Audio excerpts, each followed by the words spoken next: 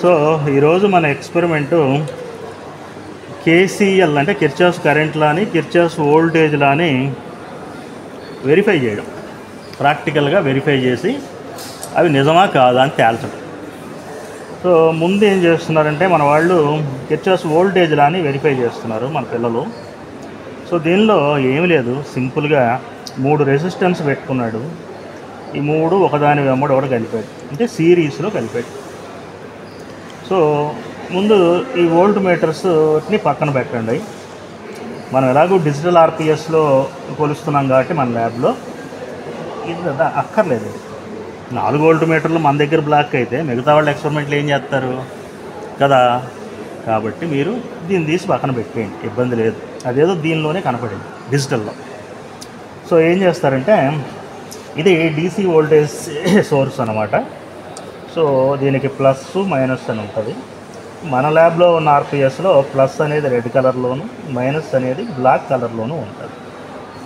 So ఈ మూడింటిని కాసేపు మర్చిపోండి, 1 నిమిషం మర్చిపోండి. మర్చిపోయి ఈ ప్లస్ నుంచి ఈ రెసిస్టర్కి మొదటి వైపు ఇవ్వండి, ఈ రెసిస్టర్ రెండో వైపు నుంచి ఈ R2 యొక్క మొదటి వైపు ఇవ్వండి, R2 రెండో వైపు నుంచి R3 మొదటి వైపు ఇవ్వండి, R3 రెండవ వైపు నుంచి ఇదిగో మైనస్కి ఇవ్వండి. సో సృష్టిలో ఒకటి వాస్తవం, కరెంటు పాస్ అవ్వాలి అంటే సర్క్యూట్ క్లోజ్ అయి తీరాలి.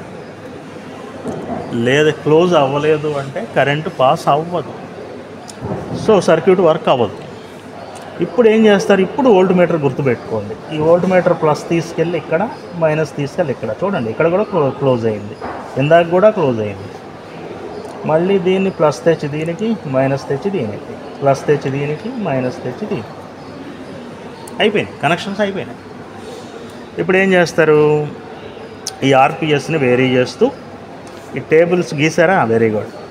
సో ఈ టేబుల్స్లో సీరియల్ నెంబర్ 1, 2, 3, 4 వేసుకోండి.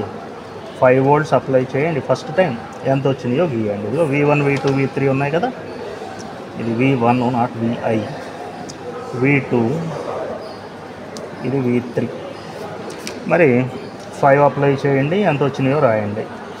10 అప్లై చేయండి, 15 అప్లై చేయండి, 20 అప్లై చేయండి, ఎంత వచ్చినాయో రాయండి. సో ప్రాక్టికల్గా మనం అప్లై చేసిన దానికి ఇది దగ్గరగా రావాలి. ఓకేనా.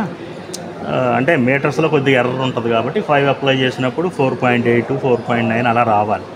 వస్తే మీరు కరెక్ట్గా చేసినట్లే. అండ్ కేవీఎల్ కూడా రైటే. తర్వాత థియరిటికల్గా ఒక వాల్యూ దగ్గర చెక్ చేస్తారు. ఎస్.